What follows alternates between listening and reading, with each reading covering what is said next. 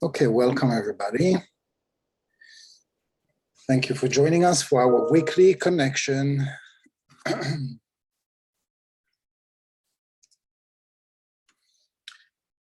So we're going to start this evening with chapter 14 on the portion Vayakel, page 260, verse 183. Okay, let's start with the synopsis. We are told that Malchut is the lowest point, and when it emerges on Shabbat night, it expands along with its lights, and spreads its wings over the world to protect it. Then another spirit of neshama is added to each person, and joy replaces sorrow and wrath. Ruach descends, washes itself in perfumes from the Garden of Eden, and rests upon the holy nation. 60 chariots descend with it when it goes down to the Garden of Eden. The Ruach is the secret of Shabbat that dwells below. And since it joins in the pleasures and delights of Israel on that day, it should be given pleasure in food and drink.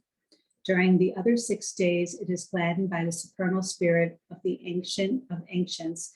And on Shabbat, it takes pleasure from the body in the meal of faith. Rabbi Shimon explains that every nefesh of Israel is adorned on Shabbat by the crown of Ruach that dwells inside them. When Shabbat leaves and the Ruach goes up, the nefesh feels sorrow for what it lost.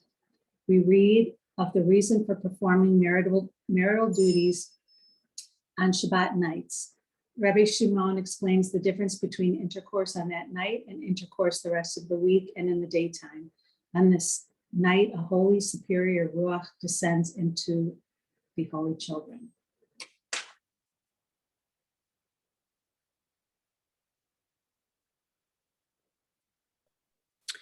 האי נקודת התאה, כד סלקה ואית חזית, ואית כשיטת כדן כל חדווה, איש תכח לאלה ותתה, ועלמין כולהו בחדווה. ובההי לליה, ההי נקודה, אית פשט נהורה ופריס כתפוי, על אלמה וכל שלטונין אחרנין מתברן, תראו איש תכח על אלמה. Okay, go ahead. The lower point, Malchut, when it emerges to become seen, namely when it receives chokhmah called sight and is decorated with supernal mochim. There is bliss above and below, and all the worlds are in joy at Shabbat night. The point expands along with its lights and spreads its wings all over the world. And then all other rulers are removed and the world is protected.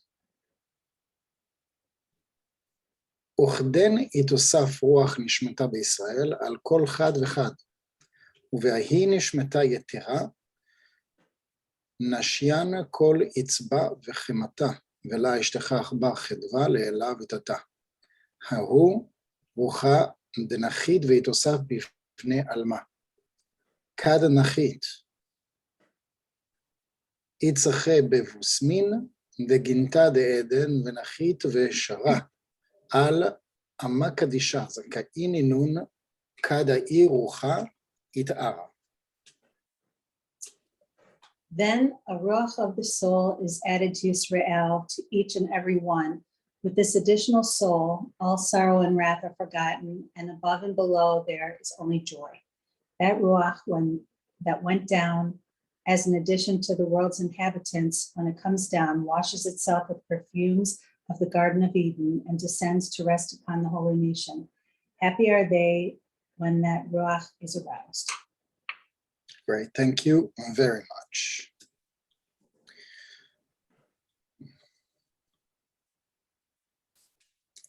So what we just read is a very mystical text about elevation of a soul.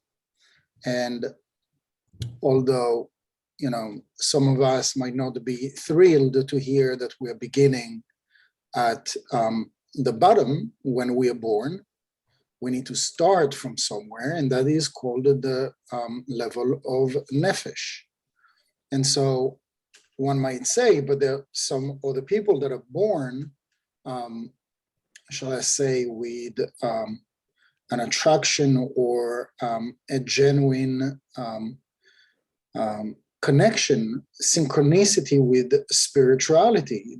You know, there are other people that need to go through hardship in order to, let's say, be awakened to the desire to do the spiritual work. They need to go through challenges to, you know, to figure out what is it that they haven't done this far, you know, because everything that they've tried hasn't worked. So what else is there? And that's when, you know, they're starting to knock on spiritual doors, or reading books, or watching stuff on YouTube or whatnot. And then there are those people and souls that are on this level, and very often we would say that they are younger souls that you would say, like, younger soul, inexperienced, you know, is somebody that has no affinity whatsoever with spirituality, no matter what happens in the world, no matter what happens in their life. It's like they would be like oblivious to the fact that there is something that is bigger than us, or certainly bigger than them, and they just operate in a very down-to-earth, physical, reactive, five senses ways of attraction, and there is nothing more. And so the fact that, you know, that we can estimate, or we can even determine if we are a new soul is already an accomplishment, because, you know, we can, whoever is on this call, can certainly say, okay, I'm not a new soul because I've been a seeker all my life. I've experienced so many things, and since the youngest age or whatnot, like, I've been a seeker. And then maybe some of you have entered the spiritual path later on in life, and that's totally okay. And by the way, even those that are beginning their journey in this physical reality, and they are, let's say, spiritual babies, it doesn't make it bad. It's just the beginning, the early stages of their process. Some people would need one lifetime. Some people would need 100 lifetimes to wake up to their spiritual work, because ultimately the reason that we came, that our soul chooses to come to this, let's call it filthy reality, because for the soul it's filth, for the soul it's garbage, for the soul it's impurity, for the soul it's desire to receive for the self alone. But if you will, you're not going to partake into mastering something if you're not being challenged. And there are so many sports today, you know, that sports and even games, you know, they call the different levels, they're calling them challenges, because there is no growth without a challenge. There is no growth, there is no going to the next level without some obstacles and things that are going to occur in our lives that are going to teach us lessons and evolve spiritually.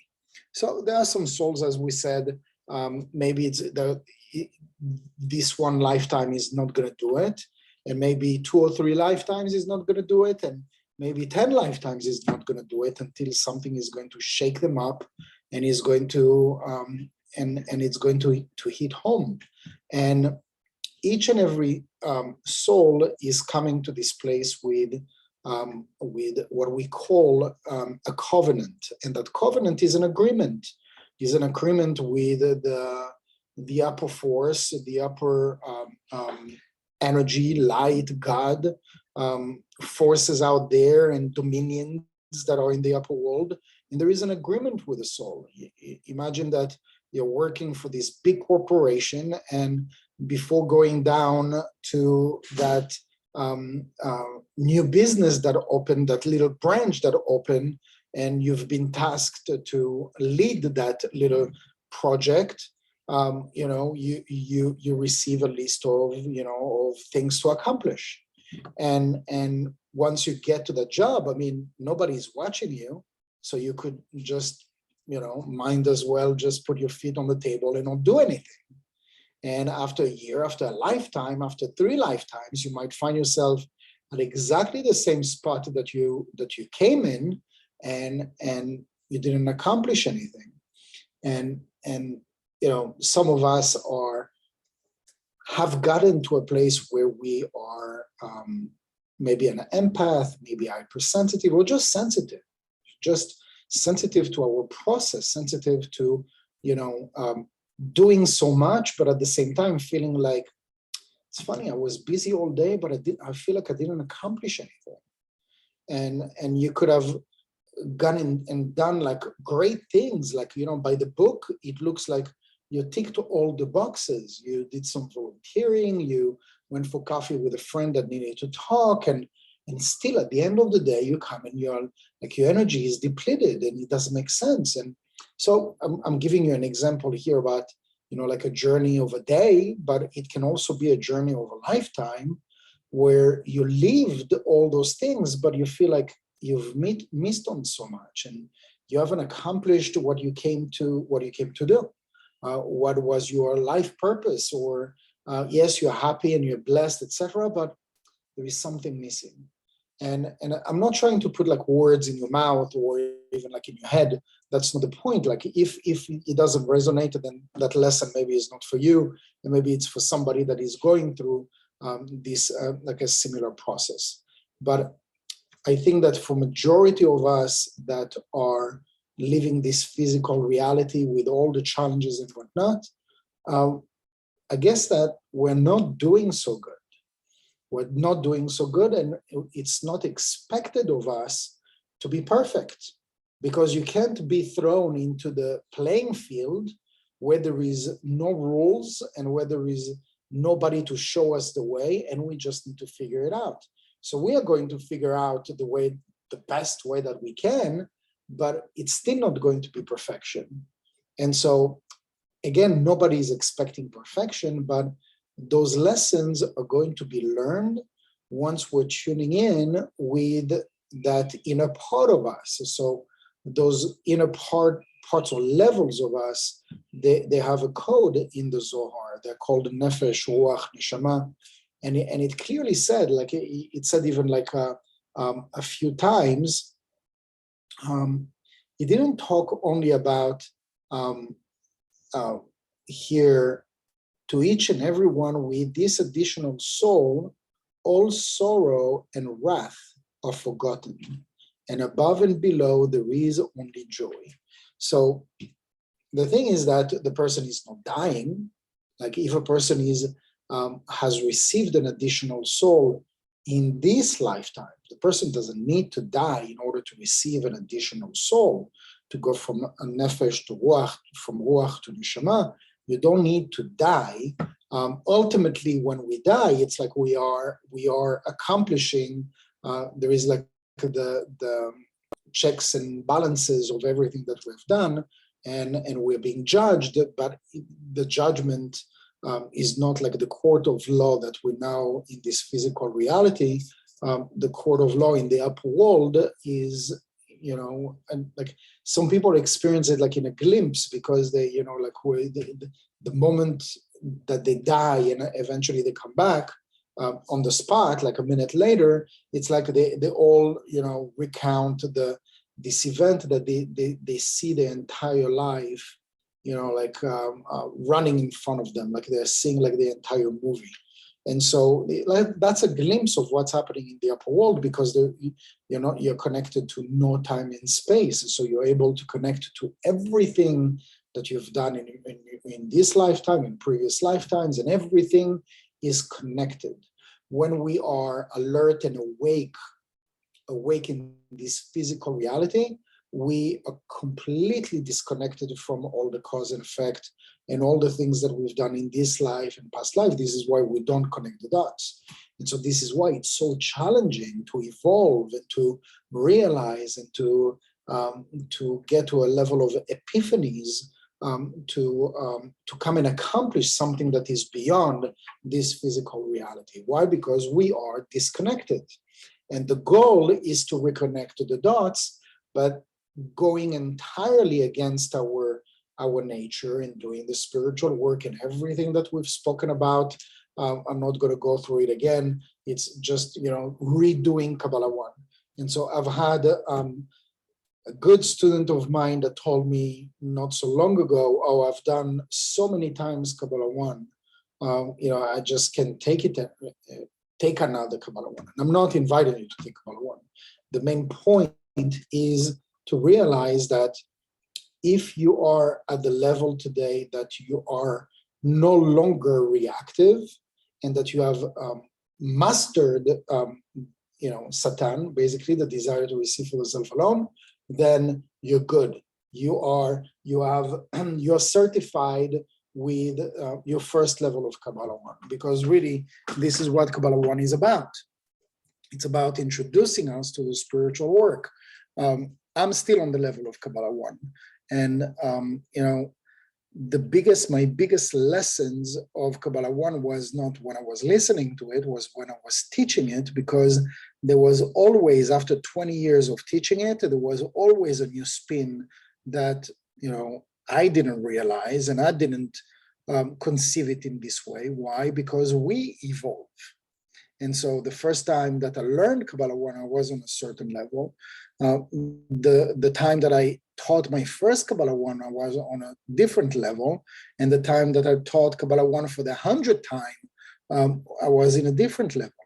I'm not like pretending that I'm on the level of Ruach and Neshama, but we are, wherever we are evolving. And I am certain that I'm in a better, greater, higher place than when I started this spiritual journey. I started my spiritual journey, since I was 12. I started to read books about spirituality and angels and energies since the age of 12. I was always a seeker, but really it rang home when I started to study Kabbalah. But there isn't just Kabbalah out there. There is Kabbalah, and we can find today Kabbalah in almost every direction that we look. It's just not called Kabbalah. And so what I want to say about about this aspect of Ruach and Neshama, because you're talking about like adding an additional level of soul. Adding an additional level of soul, how do we do that? Anybody wants to give it a go? How do we get an additional level of soul?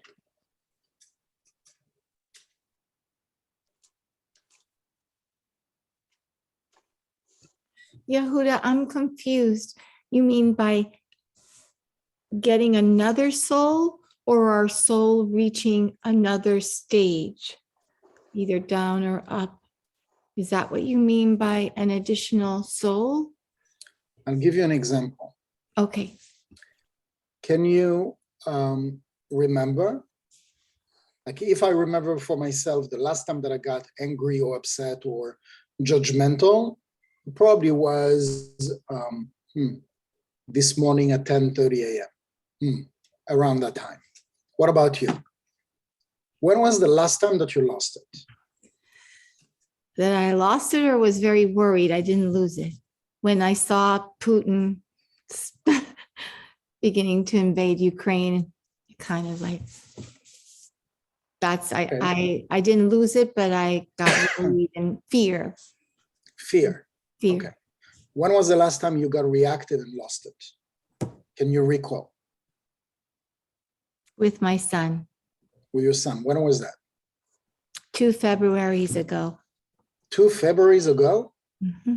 You know what's incredible with our spiritual journey is that we are completely oblivious to the times that we get reactive. I agree. We do. Like if you, and I have very short memory. Like I have good memory on certain things, on numbers. I still remember the phone number of my grandfather's house when I was 5 years old. But if you ask me names and like a lot of different, like I just don't have a good memory. And I don't have good memory. Like I had this conversation yesterday with my wife. Shh, don't tell her anything. And like I was annoyed with her, couple happened, and I was annoyed, and she was like, like she's always the one that, brings me back home. And I'm telling her, I'm upset with you. And she says, okay, I understand. She does a conscious parenting thing on me. And anyway, and I tell her what I'm even more upset about is that I don't remember what I'm upset about. And this is like, you're so lucky, because a day or two later, I don't remember what I'm upset about. And that's the thing. It's like we get reactive, and there is always a good reason to get reactive. But then past that, it's like it never happened. It is like it never happened. It's like, like a fog in front of our eyes, and only when it happens again, then suddenly we remember, oh, but it happened like 3 weeks ago. You did exactly the same thing. But what do you mean? Like it's been 3 weeks. You didn't mention anything. Yeah, because I forgot about it. But now that you're doing it again, it reminds me something. So anyway, I'm certain that you got reactive in between those 2 Februaries, but this is like the big one that you remember, like 2 Februaries ago. And so let's take this as an example. When we consider somebody who gets reactive, obviously it is not the soul that reacts. It is the body consciousness, it's the insecurities, it's the low self-esteem, the need for respect, the need for approval, all sorts of things that are attached to the body consciousness. And the body consciousness also receives all sorts of additional layers, additional energetical layers. So it means that every time that we get reactive, we add an additional layer of negative energy. Okay, so this is understandable, right? And so when we get reactive, we are connecting to maybe a klipa, a layer of negativity that is pre-existing, or just reinforcing it. So the reason why this happens to begin with is not that the universe wants us to fail. It's because we have this thing, this negative memory within us that is absorbed within our body, within our bones. And the universe is trying the best that it can to help us extract it from our being. Why? Because it is slowing us down. We are very good professional carriers of negativity, of negative memories, of resentment, of judgment, of past experiences that are not very good for us to carry with us, but still we're very good carriers. And the universe is helping us by triggering those things so that it can come up. It's like, I'm sorry, I apologize for the example, but when a body has food intoxication, it throws it up. And this is energetically exactly what is happening when something is triggered in us and it's coming up and we are about to get reactive. It's not about us digesting it and eating it and dwelling in it. It's about letting it go. That's the only reason really that the universe is helping us with this messenger, and with this event, and with this car cutting us off. Why? Because this desires to come out of us, because it is toxic, because with that we're not moving, and without that we will grow. And so you understand that these additional layers of negativity that we're talking every time that we are getting reactive, that we lose it and whatnot. Vice versa, conversely, it works the same way. So when we are doing something positive, that is unexpected, that is beyond our comfort zone, we are transforming our selfish desire to receive for the self alone nature into one of sharing that is more like the soul. And the more we think like, the more we behave like, the more we feel like the soul, the more we are in affinity with the soul, and the more we elevate. It's like a hot air balloon. And the more we feed that hot air balloon, and the more we elevate from nefesh to ruach, from ruach to neshama, that are codes. What are the codes of? Nefesh is the closest to the body.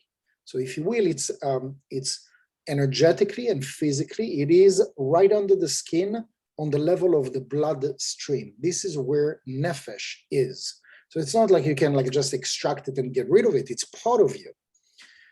The level of ruach is part of our aura, direct aura, and it is when we elevate to it, that's when we are feeling, literally, we can say the word, we feel high, we feel detached, we feel like nothing can touch us, we feel blessed, we feel lucky, we feel joyful. And this is what the Zohar is telling us. With this additional soul, all sorrow and wrath are forgotten, and above and below there is only joy. That's on the level of ruach that is being described. And we're not even describing the level of neshama that is even higher than that. That is complete oneness with the light force of the Creator, with God, to be with God. But again, to go from the level of nefesh to ruach, it takes some work. It takes letting go. It takes self-sacrifice. It takes just removing those things and recognizing those opportunities that we have. I'm being triggered. The reason that I'm being triggered is that something is about to leave my body, leave my soul, so that I can be relieved of this weight that has been holding me for so long. And that can be an emotion, that can be a relationship, that can be all sorts of physical, spiritual, energetical, psychological attachments that we have to the level of nefesh. We don't have them on the level of ruach. We have already let go. And so when I'm talking about detachment, I'm not talking about disconnect. I'm still talking about a connection, but it is a connection on a level that is much higher. It is to the level of love and kindness and forgiveness and conditional love and conditional anything that you can imagine. But at the same time, the emotional negative attachment has been cut. It's like an umbilical cord that has been cut. Now, this umbilical cord, as a mother, once you cut the umbilical cord, you might have ruptured the physical connection, but the emotional connection is only going and increasing the amount of love and care for your child, etc. And you know what? We do the same thing with negative things. It is very hard for some people to let go of negative things. Now, it's part of the game. Part of the game of life is to learn through our experiences that it is not worth it to hold on to things that are taking me down. And it might take a year, a lifetime for somebody. It might take 3 or 10 lifetimes for somebody. But the lessons might be clear for the people around us, but if they're not clear for me, it's just not the right time. So we need to have also patience and mercy with ourselves that, I still have a bunch of things to learn, but at least I am open to learn. I'm asking the light force of the Creator to help me at my own pace to go from nefesh to ruach. If you're asking to take the express line from nefesh to ruach, that's not gonna be a very easy ride, because you're basically asking the universe, okay, bring it on. It's like, in classes I was saying, how much light do you want? Everybody's like, yeah, 10 out of 10, 10 out of 10. Are you sure? Are you sure what you're asking for? That's like a saying. You need to be careful what you're asking for. And so this is why I want to grow, but I also want to grow at my pace, at the level that I can handle it. But the most essential part is that I want to grow, and I don't want this to take a break. I don't want this to go away. No matter the difficulty, no matter the challenges, I know that this is the way to go. If you are going to do any sort of competition, there is always going to be a new challenge. If you're going to hire a coach to teach you a certain sport, is always going to take you to the next level with a new challenge, with a new lesson. Life is the same thing. The lesson of today, the takeaway of today, is that there is always a next level, And for somebody that says or thinks or feels that they have reached a destination because they have everything, it's the beginning of the end. Why? Because if we stop at some point or forget about the fact that there is no end, as long as we breathe, that there is no end to how much we can achieve, accomplish, grow in this lifetime. We can rest, like the Rav used to say, we can rest when we die.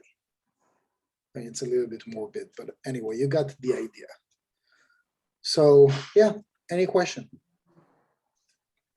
Did I answer your question? Yes, Yehuda, you did. Very much. Thank you. Mhm.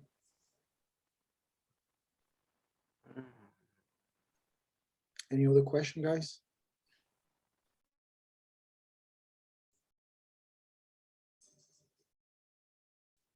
Okay. So this is it for today.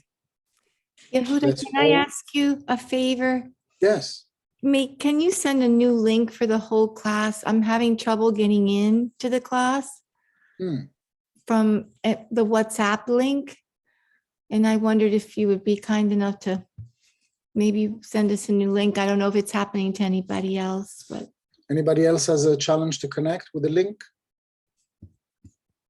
No. Well, when you send it, I use it.